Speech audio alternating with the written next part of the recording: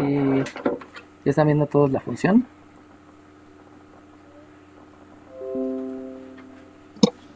Sí, profe. Ok, esa que voy a hacer ahí va a ser una derivada. ¿Esa derivada cómo se llama?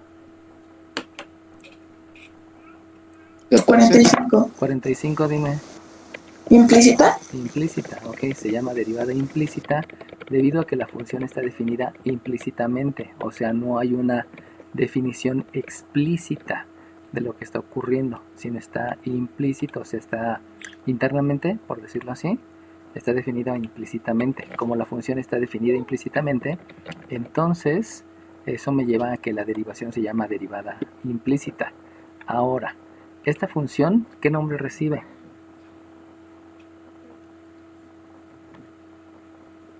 42. 42, dime. ¿Función exponencial? No. 46. 46, dime. Logarítmica. No.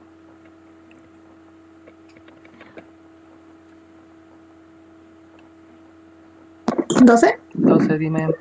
¿Función primitiva? Ok, es función primitiva. ¿Por qué es la función primitiva? Porque es la primera. Es de la que yo voy a partir. Entonces, siempre que tengan la primera función, esa es la función primitiva, ¿no? Obviamente, pudiera ser también una función exponencial, pudiera ser también una función logarítmica, pudiera ser varias cosas, ¿no? Pero por ser la primera, es una función primitiva. Entonces, aquí que les vaya quedando claro esta situación, ¿eh? La derivada acuérdense que les había dicho que en matemáticas solamente hay instrucciones, que es hay operaciones, donde la operación es una instrucción, y la operación inversa es la instrucción que te regresa al número original. Después de las operaciones siguen las funciones. Ya saben que una función es una definición basada en operaciones, y la función también tiene su respectiva función inversa. Y la función inversa es la que intercambia datos por resultados. La operación también tiene una operación inversa. Y el proceso, los pasos, ya saben que los pasos de la derivada es primeramente incrementar la función, restarlo entre el incremento y calcular el límite cuando el incremento tiende a cero. Esos son los 4 pasos. Ese es el proceso de la derivada, pero va a haber un proceso inverso. Ese proceso inverso se denomina antiderivada.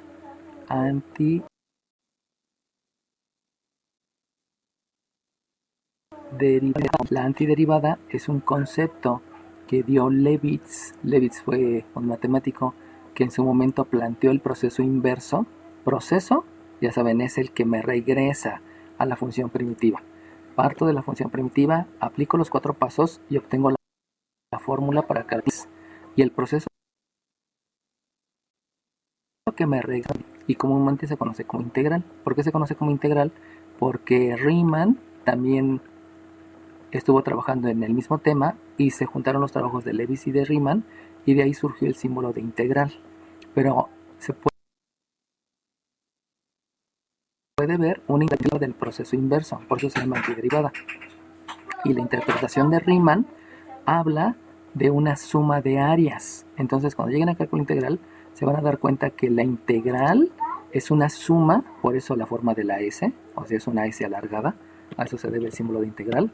Entonces, es una suma de las alturas de los rectángulos por las bases de los rectángulos.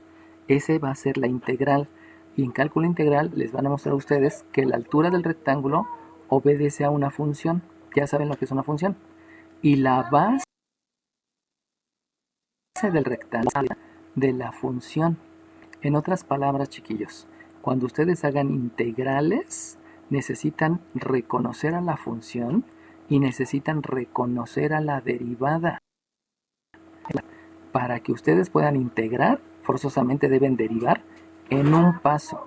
Si no derivan en un paso, se les va a hacer súper larga la integral, porque primero tienen que derivar, y si quieren derivar en 50 pasos y luego van a querer integrar en otros 50 pasos, pues nunca van a poder integrar. Por eso no es adecuado que vean tantos videos donde les dicen que hazlo por paso, o hasta maestros, ¿no? O compañeros, que les dicen, es que así es más fácil. No es cierto, no es más fácil. Te hace lento. Y lo fácil que te haga lento, pues no te conviene. Por eso, por favor, no deriven en muchos pasos, porque lo que sigue es precisamente lo que les acabo de decir. Para que ustedes puedan integrar, necesitan una función y necesitan verificar que la base del rectángulo, básicamente la derivada de esta función. Pero si no es la derivada, entonces hay que buscar estrategias. Y buscar estrategias son aproximadamente 24 estrategias que hay que tener bien presentes y cómo se utiliza cada una para poder determinar cómo van a realizar la integral. Entonces, cálculo integral es más conceptual, porque lo primero que deben de saber hacer es derivar en un solo paso. Y ya que saben derivar en un solo paso, entonces ahora sí voy a ver cuál es la estrategia adecuada. Por ponerles un ejemplo, ¿no? Si ustedes tienen una integral de una raíz de x dividido entre x menos 5 por la diferencial de x, eso lo van a ver en cálculo integral. Les van a decir, a ver, ¿cómo la hago? Bueno, primer paso. Primero tienes que revisar la fórmula. Y esa fórmula obedece a 28 fórmulas. Te debes de aprender las 28 fórmulas. Bueno, esta integral no se puede hacer por ninguna fórmula. Ya sé que no conocen las fórmulas, pero se lo voy anticipando. Lo siguiente es ver el álgebra. En el álgebra resulta que lo único que puedes aplicar es leyes de los exponentes aquí, pero no te ayuda en nada más. Por lo tanto, no puedes utilizar álgebra.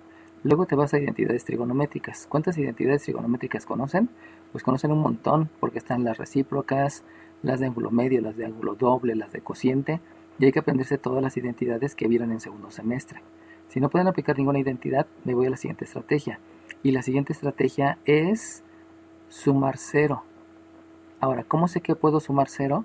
Pues sé que puedo sumar cero porque esta variable y esta variable son idénticas. Pero si se dan cuenta, no son idénticas. Como no son idénticas, entonces me voy a la siguiente estrategia, que es multiplicar por 1. Y si ustedes van a pensar en multiplicar por 1, hay varias opciones. La primera opción es que sea solamente una variable entre otra variable. Y si se dan cuenta, no tienen una variable únicamente, porque aquí hay una resta y aquí hay una raíz. Por lo tanto, no pueden aplicar esa estrategia. Siguiente estrategia es multiplicar por un número neper y otro número neper. Si se dan cuenta, no hay número neper, por lo tanto no es esa estrategia. Siguiente estrategia es multiplicar por una resta arriba y abajo o por una suma arriba y abajo en el numerador y en el denominador.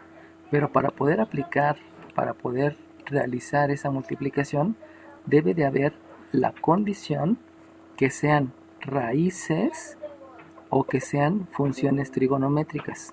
Pudiera ser un seno, pudiera ser un coseno, etcétera, ¿no? Entonces, como aquí no tienen una raíz en suma o en resta, pues entonces no se puede aplicar la estrategia de multiplicar por 1. Entonces me voy a la siguiente estrategia. Y la siguiente estrategia es completar el trinomio cuadrado perfecto. Pero si ustedes se dan cuenta, aquí no hay un término cuadrático y aquí tampoco. Por lo tanto, tampoco se puede hacer por esa estrategia. Y entonces me voy a la estrategia de cambio de variable. Y el cambio de variable ocurre cuando tienen raíces. Y si se dan cuenta que hay una raíz, y como hay una raíz, entonces puedo hacer cambio de variable. O sea, después de ver 28 maneras, todo lo que saben de álgebra, todas las identidades, todas las características de todas estas estrategias, entonces llegan a la decisión de cambio de variable. Pero es una secuencia.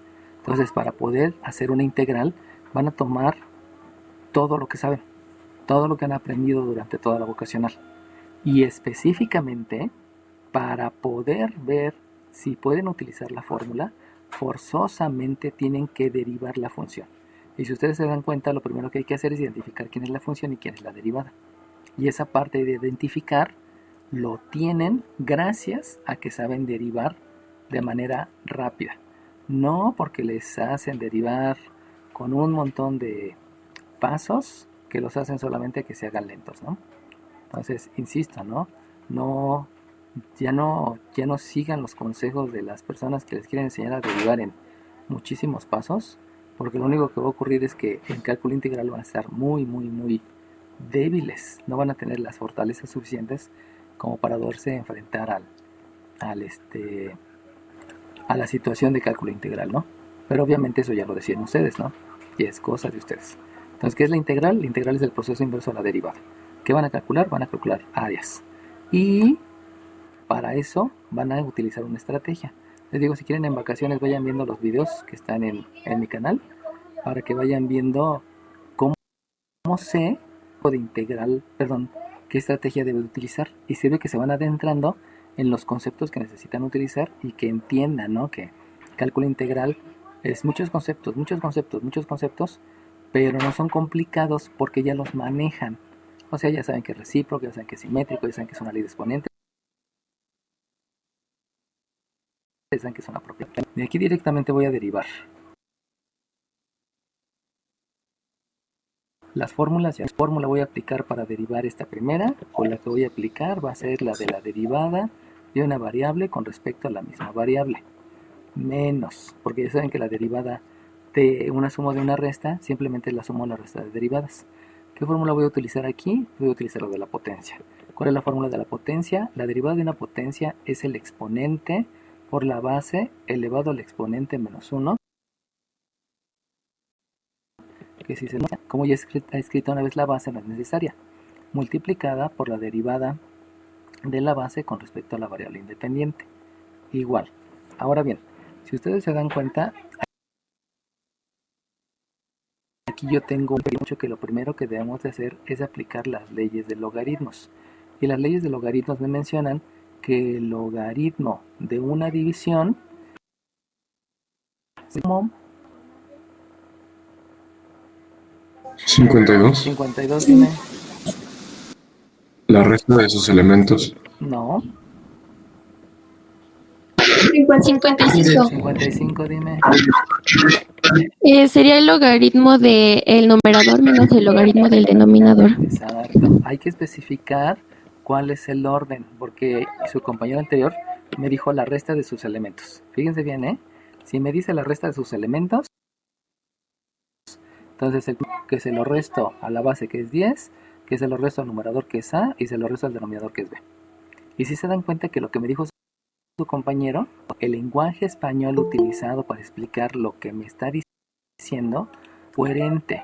Obviamente eso no es porque él haya tenido la imprecisión, sino porque alguien se lo enseñó así. Entonces apréndanse a decir las cosas adecuadamente, porque el lenguaje español precisamente es para comunicarnos. Y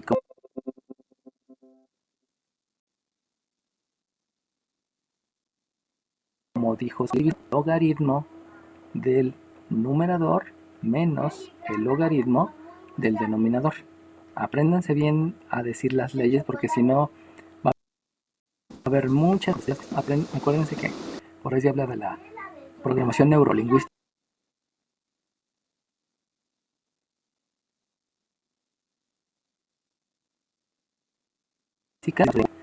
Es susceptible de tener imprecisiones. Por lo tanto, si aplico la ley, quiere decir que voy el logaritmo de y menos el logaritmo de x.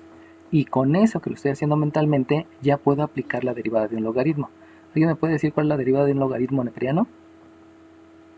55. 55, dime. Es el recíproco del argumento por la derivada del argumento. Ok, gracias. Acuérdense que ya se saben los nombres. O sea, ¿qué es el argumento? El argumento obviamente es lo que sigue del ritmo. Y ¿qué es el recíproco? Pues es intercambiar numerador con denominador. Eso ya lo tenemos bien conceptualizado, ¿no? Por lo tanto, si yo tengo el logaritmo de y, acuérdense que lo estoy haciendo ya mentalmente, el recíproco, ese 1 entre, quiere decir recíproco, por la derivada del argumento, donde sabemos que el argumento es y con respecto a la variable independiente. Luego menos, porque tenemos una resta de dos funciones logarítmicas, y otra vez es 1 entre el argumento, porque acuérdense que ahora estoy diciendo logaritmo de la ley de los logaritmos, entonces es 1 entre el argumento por la derivada del argumento con respecto a la variable independiente. Y con eso ya derivé en un solo paso, aprendiéndome adecuadamente todas las derivadas. Eso es responsabilidad de ustedes, ¿no? No podemos hacer aquí una sesión de aprendizaje de las derivadas, ¿no? Ahí utilizan la estrategia que quieran, el de la premiación, el de la abstinencia, el de la, no sé, tantas, el de aprenderte cosas de memoria, ¿no? Bueno, entonces, ya que tienen eso, saben la derivada de y con respecto a x, porque precisamente de ahí voy a calcular la derivada. O sea, que lo que voy a aplicar van a ser operaciones inversas. Pasamos por acá. lo que realizo son operaciones inversas, y si realizo operaciones inversas, tanto este como este deben quedar en el mismo lugar. Para que las dos queden positivas, la operación inversa la voy a hacer sobre esta.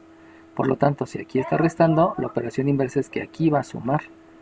Pero debido a que van a quedar en el miembro derecho, a mí no me gusta que queden en el miembro derecho, sino van a quedar en el miembro izquierdo. Y para poderlos escribir en el miembro izquierdo sin ningún problema, voy a utilizar la propiedad reflexiva. ¿Qué dice la propiedad reflexiva?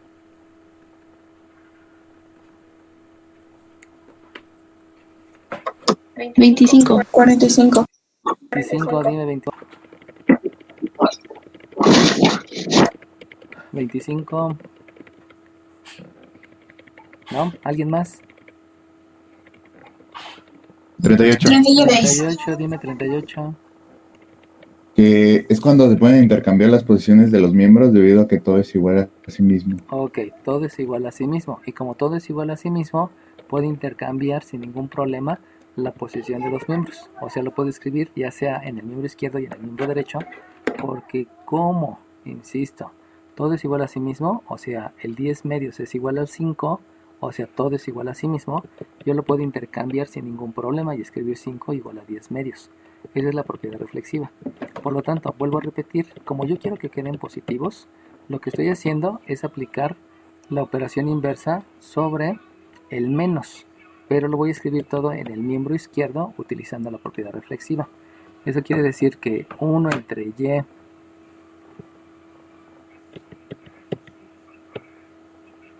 diferencial de y en diferencial x.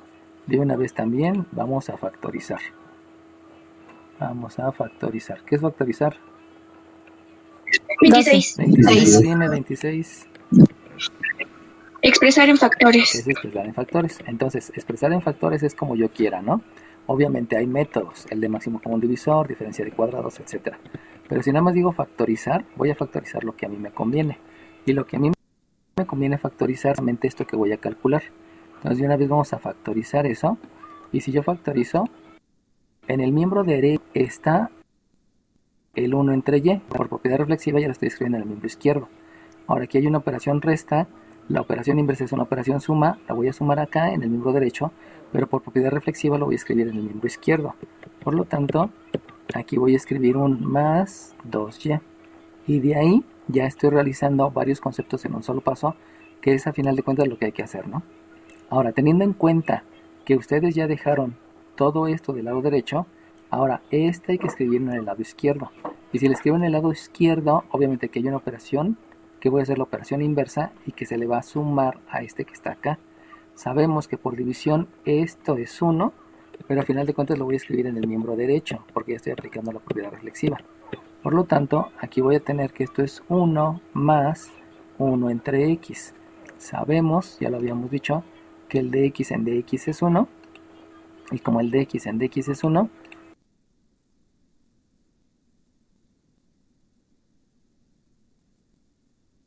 pues simplemente sabemos que no existe la cancelación, solamente existen operaciones, y de ahí ya tengo el resultado. Bueno, vuelvo a repetir, entiendan los conceptos para que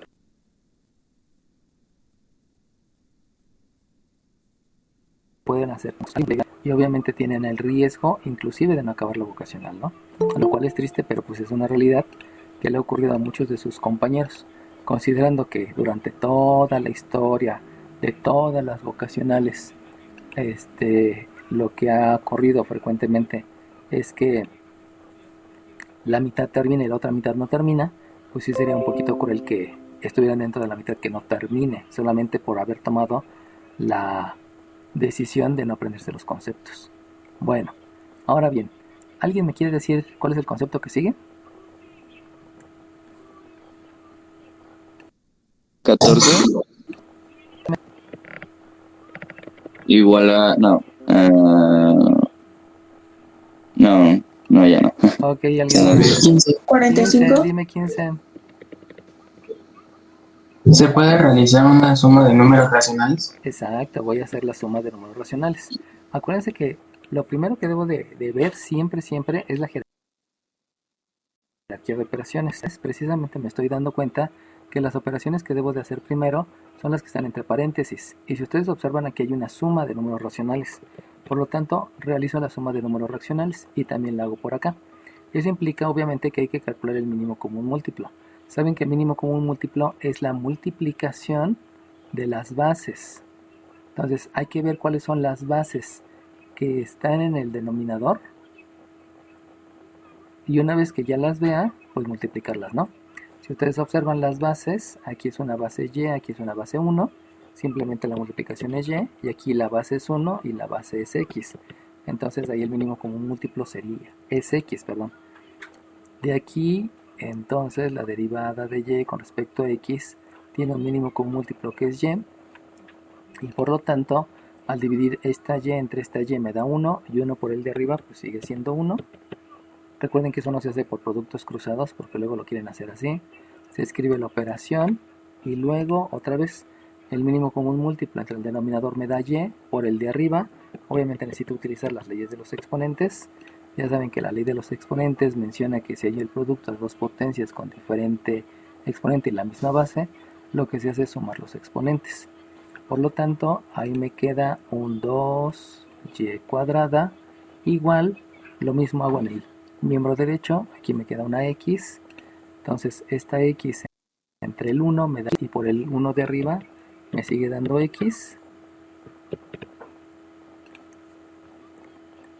más este mínimo común múltiplo que es x entre por el de arriba sigue siendo 1, y de ahí ya tengo la suma. Y entonces, ya que hice la suma de números racionales, pues se ve luego que necesito hacer operación inversa. Fíjense bien, por favor. La operación inversa, este denominador va a multiplicar al numerador y este numerador va a multiplicar al denominador. ¿Por qué se hace la operación inversa?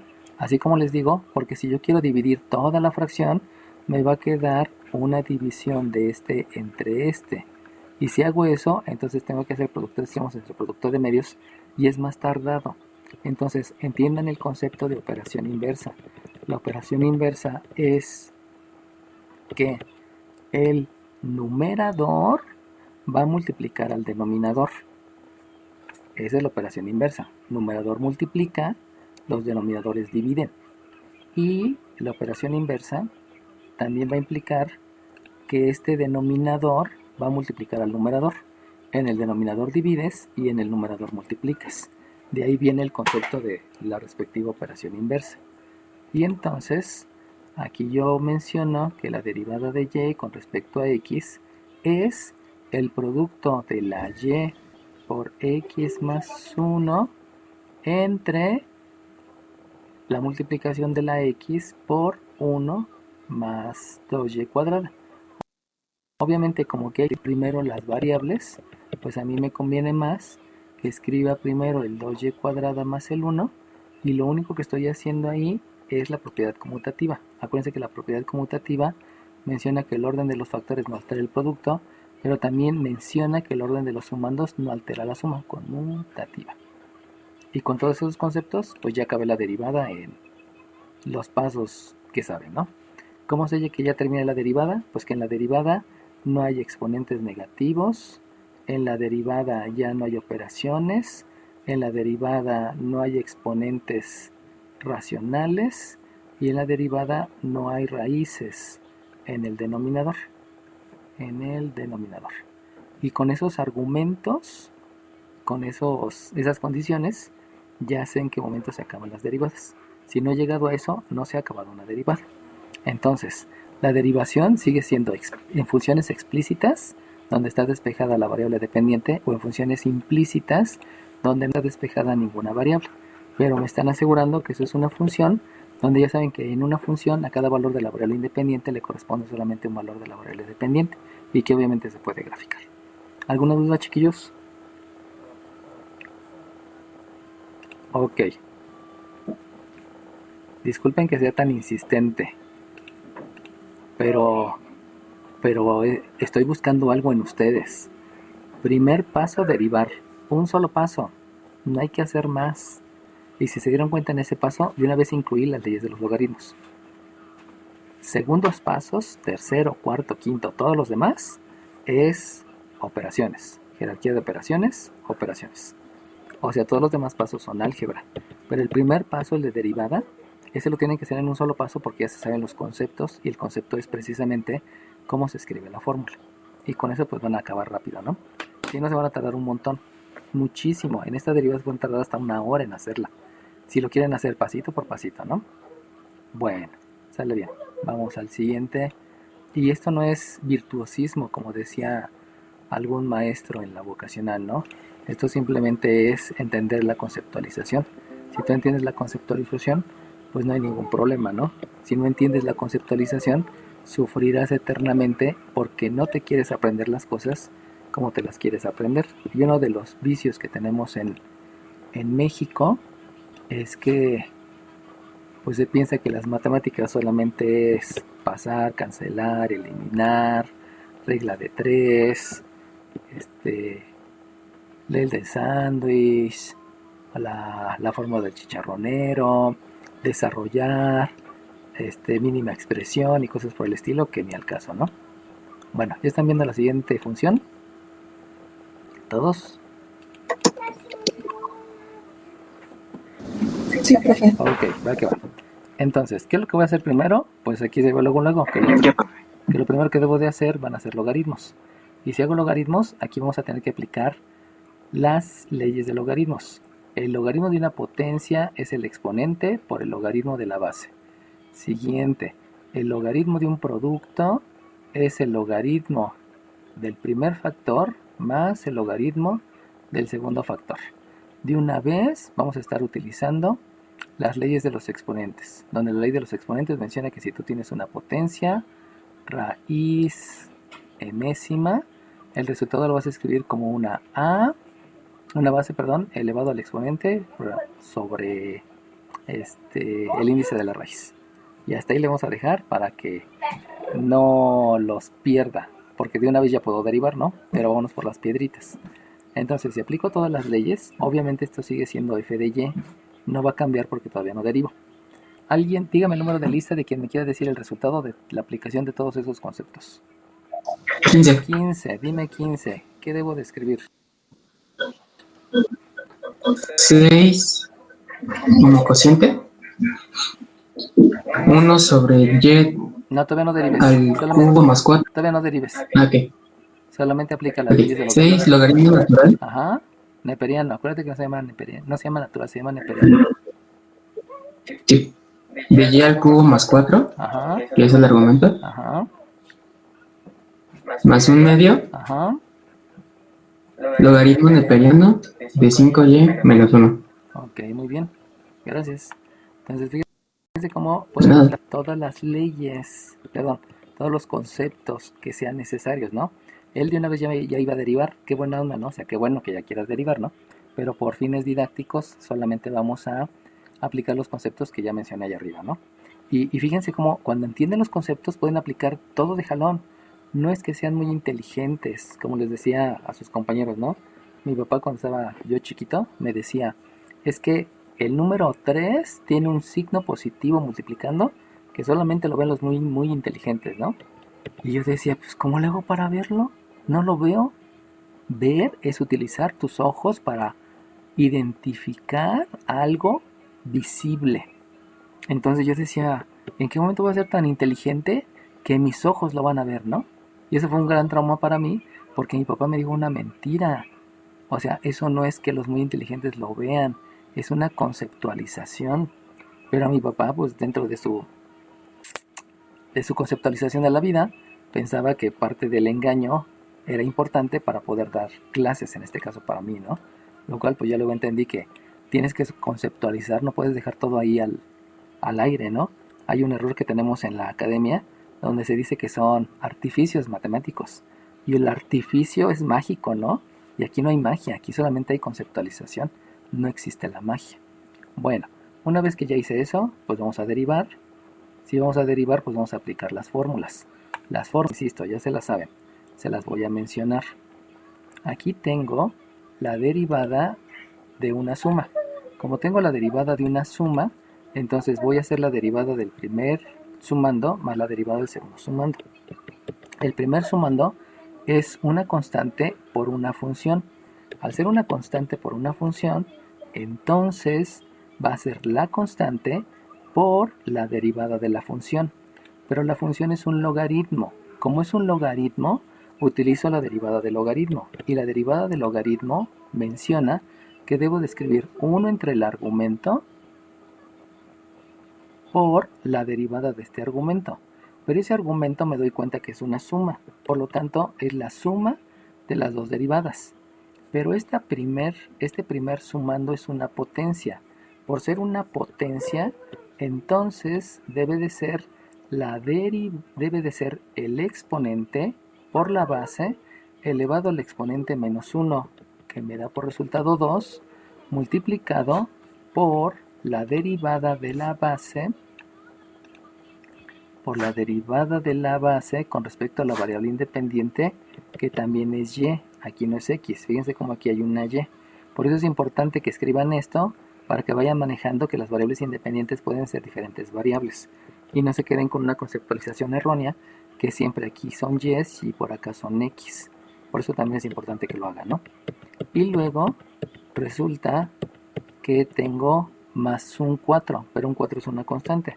Por lo tanto, la derivada de una constante es 0, y de ahí ya se terminó la derivada del primer sumando.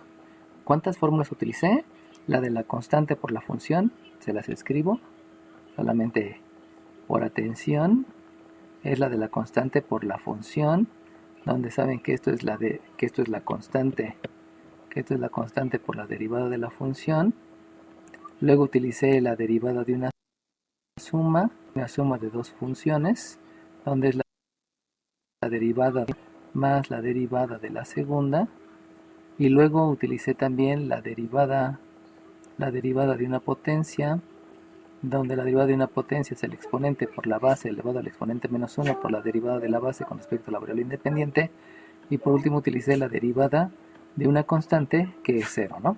Entonces apréndanse las fórmulas. Como ven siendo repetitivas, pues a cada rato la tengo. Me faltó también la derivada con respecto a la variable independiente del logaritmo neperiano de un argumento, que es el recíproco del argumento, por la derivada del argumento con respecto a la variable independiente.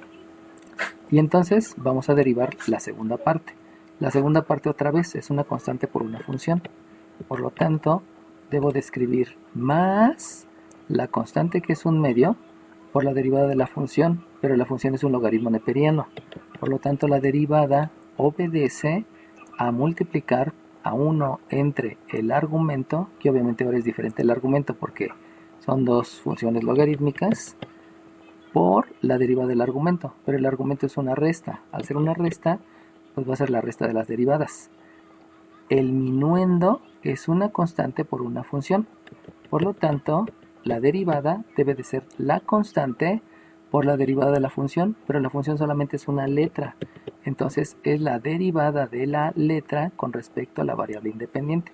Esa fórmula también me faltó, ¿no? La derivada con respecto a la variable independiente de la misma variable siempre es 1. Y entonces me voy a la siguiente.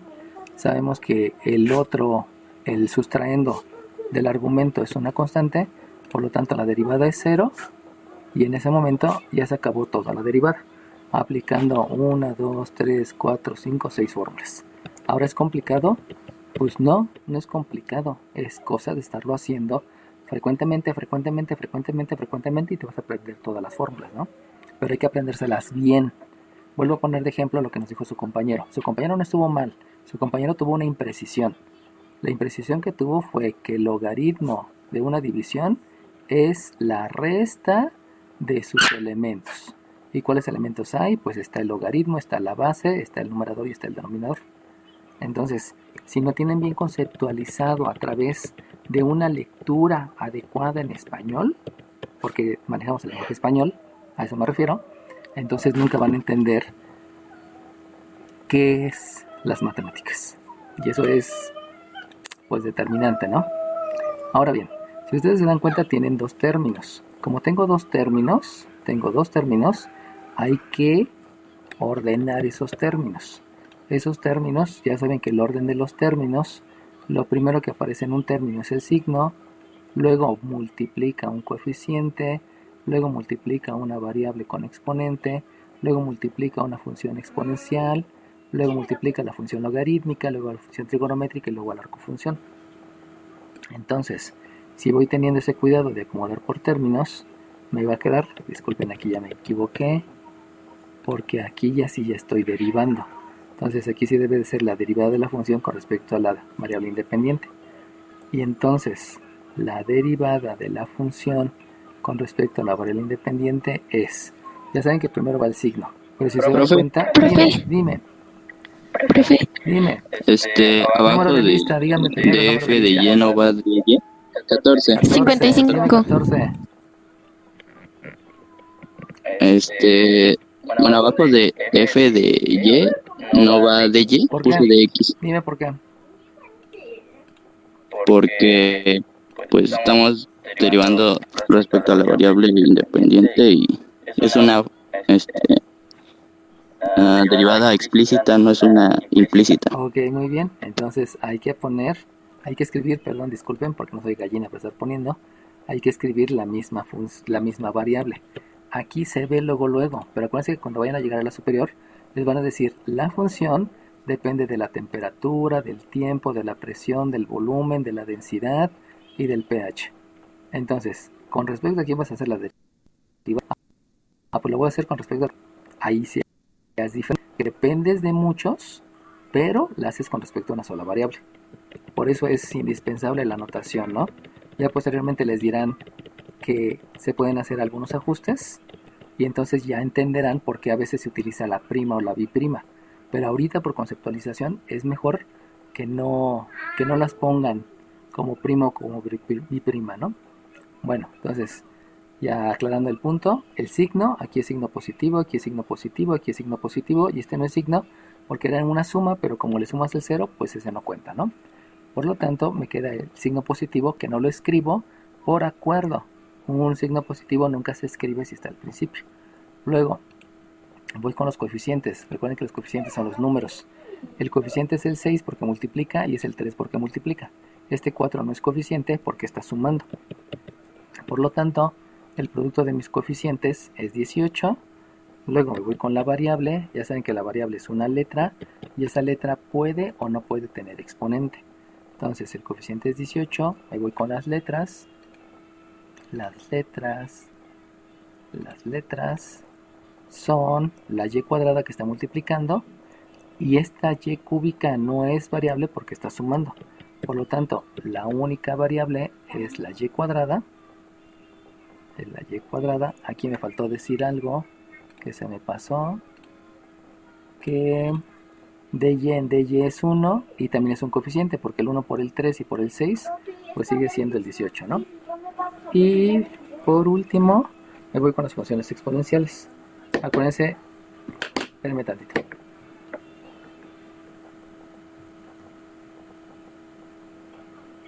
Pantalón.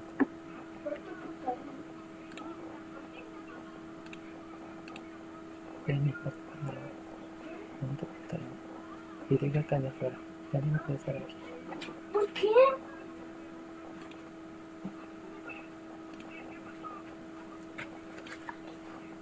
Saca acá, por favor. Ahorita. Pues, vete por la pantalón.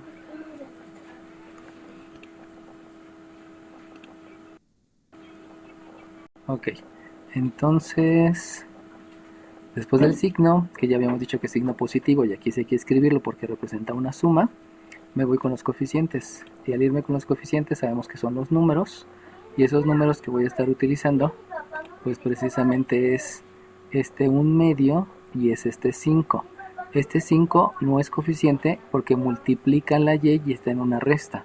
Por lo mismo los únicos coeficientes son el 5/2. Profe, Dime. también el dy sobre dy es un coeficiente, ¿verdad? Exacto, sí. ¿Qué número de lista tienes? 45. Ok, gracias, sí. También me faltaba esa situación. Dios te lo pague.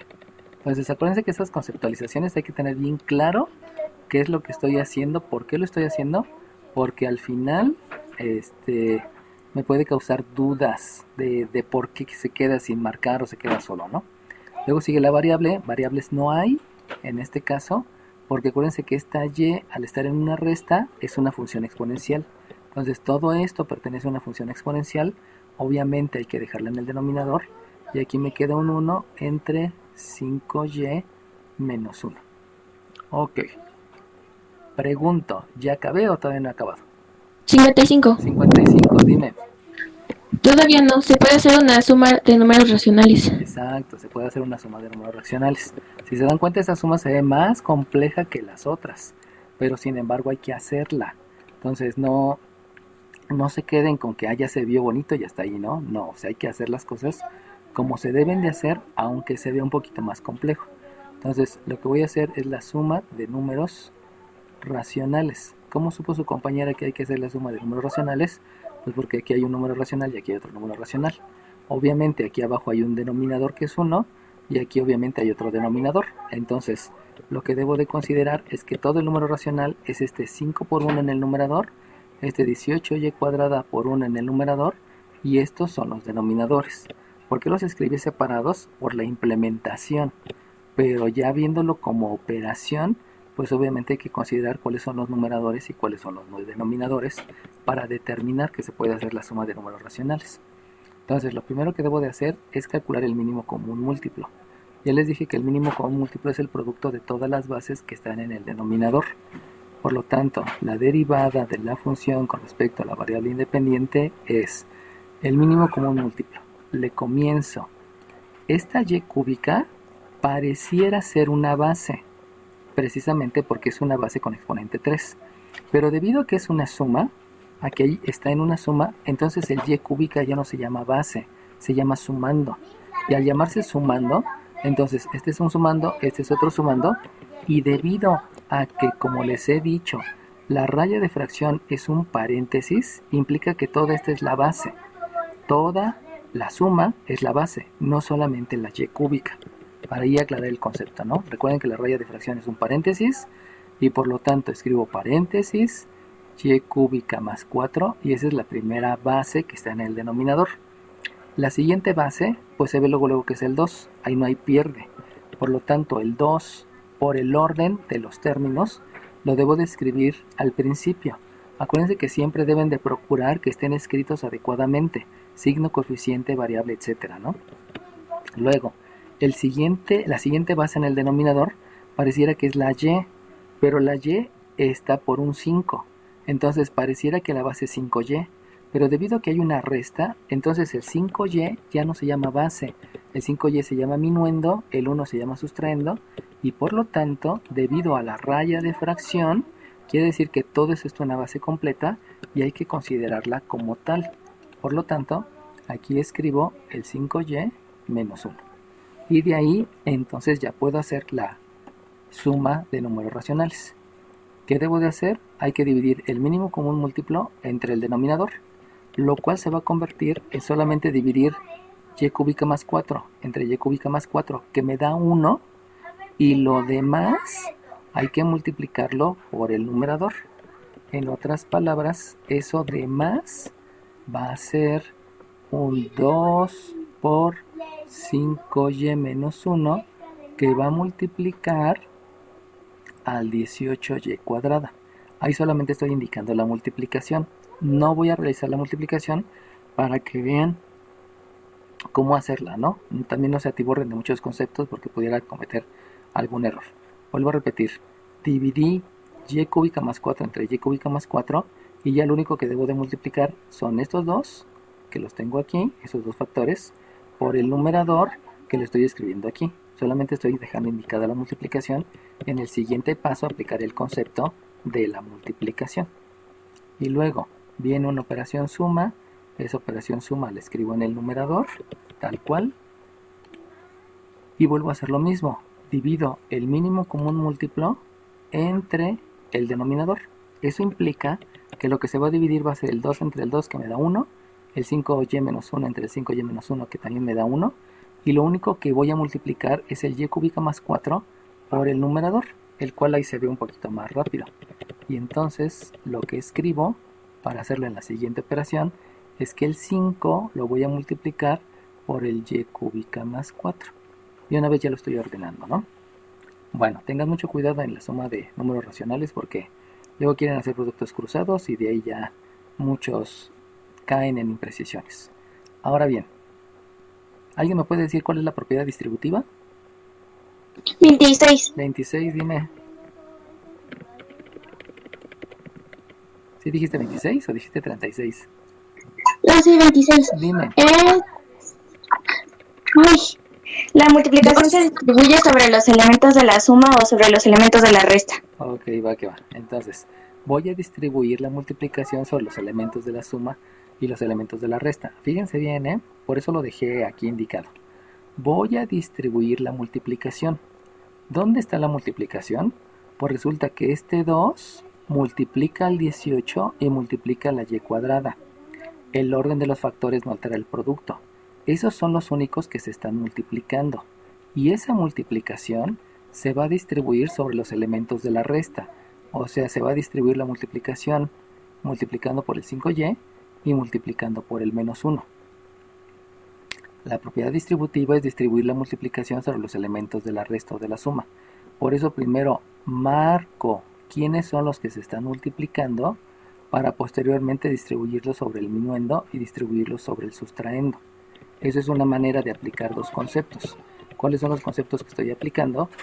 Pues el de propiedad distributiva, porque voy a distribuir la multiplicación sobre los elementos de la suma y sobre los elementos de la resta, propiedad distributiva, y también voy a utilizar la propiedad conmutativa para poder ver cuál es el orden que me conviene. Pero eso obedece directamente a la adecuación de los conceptos para los fines que yo necesito, ¿no? Y eso ya me va dando un nivel más amplio de el dominio de todas las herramientas, ¿no? Bueno, aquí sigue siendo el 2y cúbica más 4 que multiplica el 5y menos 1. Y en el numerador, con lo que les dije, pues resulta que el 18 por el 2 me da 36, o si lo quieren ver, el orden de los factores no altera el producto, el 2 por el 5 me da 10 y 10 por 18 me da 180. También esa es otra manera de estar entendiendo que puedo utilizar los conceptos sin ningún problema, ¿no? Y luego sigue el elemento variable, donde el elemento variable es solamente la y cuadrada por la y, donde al aplicar la ley de los exponentes, esto me queda una y cúbica. Aquí déjenles agrego la ley de los exponentes, donde tengo el producto de dos potencias, donde el resultado es una base elevado a la suma de los exponentes. Y de ahí ya hice la multiplicación, ya distribuí la multiplicación sobre el primer elemento que es el minuendo. Vamos al siguiente. Vamos a distribuir la multiplicación sobre el sustraendo.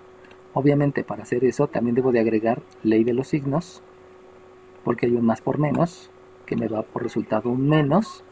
Y otra vez distribuyo la multiplicación, el 2 y el 18y cuadrada, la distribuyo ahora sobre el sustraendo.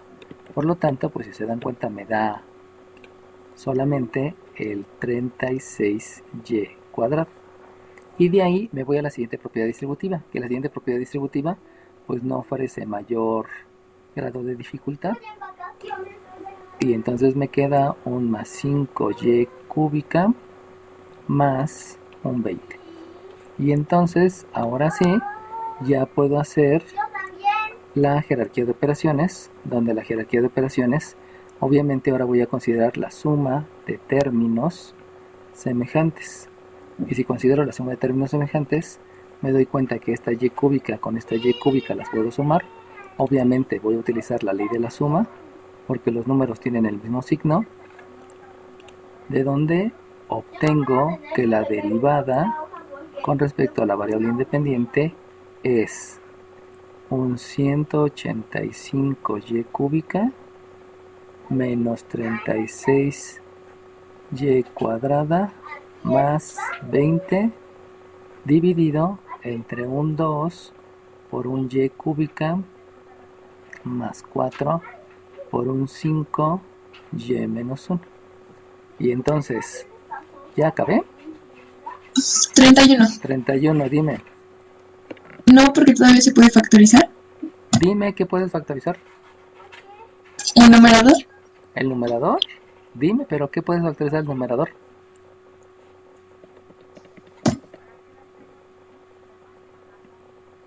¿42? 42. ¿Término común?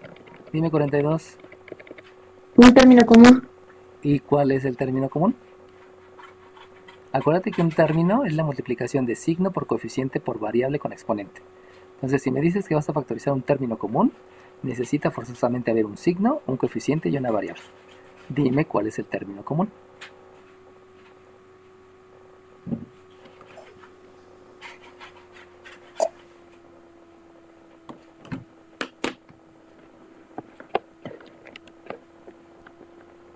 No hay término común, profe. No hay término común, exacto. Número de lista. 14. 14. No hay término común. Ahí no hay ningún término común. Por eso no se puede factorizar el numerador. Y en el denominador tampoco. Entonces, tengan cuidado con los conceptos. Porque inclusive les había dicho, no se dice factorizar por término común. Se dice factorizar por máximo común divisor. Porque el máximo común divisor incluye al factor común e incluye a los máximos comunes divisores que está en el coeficiente, o sea que número divide a todo, e incluye el máximo común divisor que también está en los exponentes, porque ahí está hablando del exponente menor. Entonces no se dice factorización por término común. Ahí van aclarando todos esos conceptos, ¿no?, que son importantes. Bueno, vuelvo a preguntar. ¿Ya terminé? 36. 36, dime. Sí, porque ya no hay raíces en el denominador y ya no se puede factorizar más. Ok, bajo tus argumentos, sí, ya acabé, pero aún no he acabado. Te pongo la mitad. 50. 14. 50, dime 50. Porque aún puede efectuar la multiplicación del denominador. No, porque si tú multiplicas, deja de estar factorizado. Recuerdan que debe de estar factorizado y factorizado es expresar en factores. ¿Quién más? 15. 15, 55. Dime 15. Dime 15. Podemos aplicar la propiedad distributiva de cociente 2 en el denominador. Vuelve a hacer lo mismo. La propiedad distributiva es distribuir la multiplicación sobre los elementos. Pero si tú la aplicas, dejas de factorizar. Y ahí ya está factorizado el denominador. 14. 14, dime. 55. Podríamos, bueno, acomodar los términos. Acomodar. Ya están Termino. acomodados. 55. 55, dime 55. ¿Se podría dividir entre el 2? ¿Puedes dividir 185 entre 2? No, el 20. Ah, pero si vas a dividir todo. Acuérdate que el paréntesis te dice, si tú no puedes hacer esta operación, entonces divide. Entonces hay que dividir el 185, el 36 y el 20. Y si te das cuenta, no puedes dividir a los 3. Solamente puedes dividir a los 2. Del medio y el de la derecha. 25. 25, dime. ¿Aún se puede realizar la suma de 180y cúbica y 5y cúbica? ¿Y cúbica? Pero ya no hay y La suma. cúbicas. Una es y cúbica y la otra es y cuadrada. Y debido a eso no son términos semejantes. Y como no son términos semejantes, no se puede sumar. Fíjate. ¿Alguien más?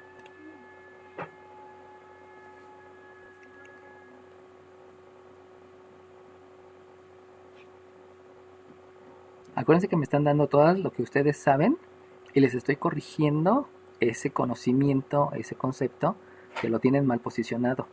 Precisamente por eso el estarles preguntando a cada rato, ¿no? Porque necesito que me digan para poderles decir, corrige eso. Porque si no lo corriges vas a seguir teniendo la misma imprecisión y te voy a llevar a un resultado inadecuado. Ok, bueno, ¿ya acabé? No. ¿Por qué? Porque yo les dije que debe de estar separado cada uno de sus elementos. Y si ustedes se dan cuenta, este 185, aunque se llama coeficiente, fíjense cómo está con una resta. Eso quiere decir que todo esto es un minuendo, todo esto es un sustraendo y todo esto es una base. Eso quiere decir que en el numerador, debido a la raya de fracción, todo esto se llama función exponencial. Pero si yo me voy al denominador, este 2 no tiene nada que ver con los otros porque está multiplicado. Por lo tanto, este 2 sí se llama coeficiente.